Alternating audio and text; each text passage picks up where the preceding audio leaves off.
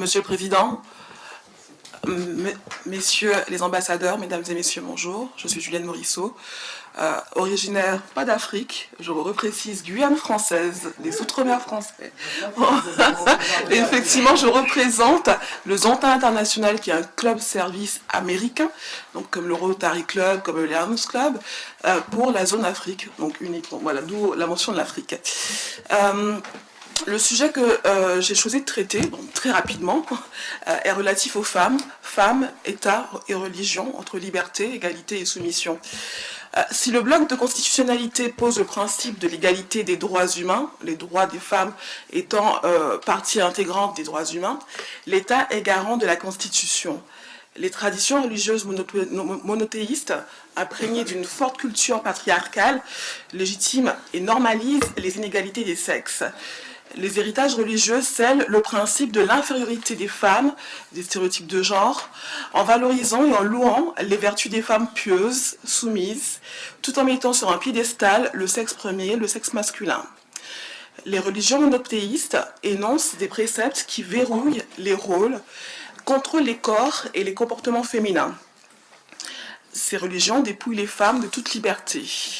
Il est intéressant de comprendre comment l'État, garant des libertés, parvient à un juste équilibre entre le respect des droits humains et l'égalité des droits des femmes, ainsi que le respect de la liberté religieuse, tout en mettant en exergue le principe de la laïcité. Pour rappel, comme l'avait précisé mon voisin, en France, la loi de la séparation des églises et de l'État a été adoptée le 9 décembre 1905, donc qui établit la laïcité, qui garantit la liberté de conscience tout en interdisant le financement public des cultes. La religion ne peut en aucun cas servir de prétexte ou de justification visant à une limitation de droits fondamentaux et universels, spécialement des femmes. Dans ce contexte, les femmes voguent entre liberté, chèrement revendiquée, égalité constitutionnelle et souvent soumission subconsciente, intériorisée ou imposée. Le sujet reste perplexe, complexe, épineux, car cette soumission peut être le fruit d'un choix volontaire pleinement assumé ou le fruit d'une intériorisation de contraintes. Car État et système religieux font deux blocs qui fascinent le quotidien des femmes, les esquisses de liberté, d'égalité, de soumission. Il est curieux également de voir comment les interprétations masculines des textes religieux sacrés régissent donc la femme, les apparats, leurs toilettes.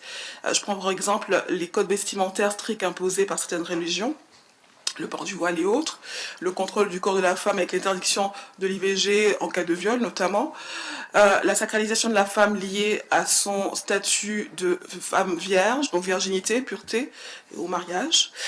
Ces interprétations biaisées, genrées, des écritures sacrées amènent à des graves dérives au détriment de la femme, à l'usage de la violence, parfois, pour asseoir la domination masculine sur le sexe faible. Dans les cas extrêmes, mais qui ne sont pas marginaux pour autant, les mutilations génitales féminines, dans certaines cultures appuyées par la religion, du moins par l'interprétation biaisée masculine.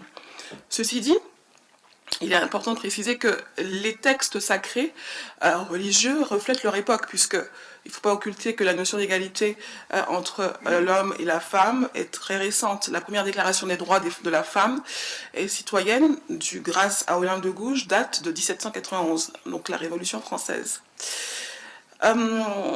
Aujourd'hui, on assiste à un mouvement croissant de réinterprétation féminine des textes sacrés, ce qu'on appelle le féminisme théologique, qui cherche à redonner du sens, une place centrale et égale aux femmes dans les traditions religieuses. Certes, les mentalités évoluent, mais lentement, confrontées à la résistance au changement. La place des femmes dans les religions est bien différente en fonction du contexte culturel, des interprétations des textes sacrés et l'évolution sociale et politique. Il existe une tension constante entre valeurs traditionnelles et revendications modernes en matière des droits des femmes, et chaque religion a sa dynamique interne. Concernant le contexte culturel, parce que j'ai bientôt fini, nous notons que la femme occupe une place centrale. D'ailleurs, elle est vénérée dans les religions traditionnelles autochtones. La femme, donc, dans ces religions évoquent la fertilité, la terre, la sagesse ancestrale. En Amazonie, en Amérique du Sud, d'où je viens d'ailleurs, la Guyane française, au sein de plusieurs cultures amérindiennes, les femmes jouent un rôle crucial dans la gestion de la communauté et dans les rites de passage. Elles sont souvent comme des détentrices de sagesse et gardiennes de la famille, des secrets de la nature. En Afrique, au sein des religions africaines traditionnelles polythéistes, les femmes ont également une position clé dans les pratiques religieuses et souvent sont vues comme des médiatrices entre le monde des ancêtres et des vivants. Elles sont parfois des prêtresses et des guérisseuses.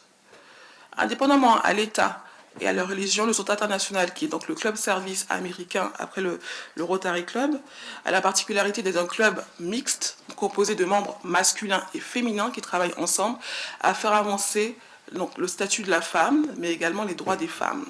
Et ce, depuis plus d'un siècle, depuis 1919.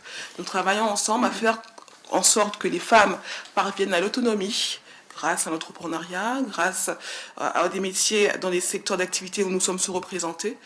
Et nous travaillons à ce que l'égalité des droits des femmes soit une réalité, non un mythe. Nous prônons le respect des droits des femmes et donnons l'opportunité à chaque femme, chaque jeune fille dans le monde de pouvoir réaliser leurs rêves en permettant aux femmes d'accéder aux postes à responsabilité, postes de pouvoir, et ce grâce à un système de bourse, plus de 300 000 $ de bourse chaque année qui sont dispensés pour que les jeunes filles puissent accéder à leurs rêves. Accéder notamment à des sphères aux plus hautes sphères d'influence au niveau étatique. Aujourd'hui, nous avons comme membre d'honneur Simone Veil, Hélène Clark, qui est l'ancienne première ministre de la Nouvelle-Zélande, et tout ceci grâce au système de mentorat du Zonta. Mon unique phrase de conclusion sera « Ni l'État, par le biais de son système législatif, ni la religion, par ses préceptes, croyances imprégnées par les interprétations patriarcales, ne doivent être un moyen d'oppression liberticide pour les femmes.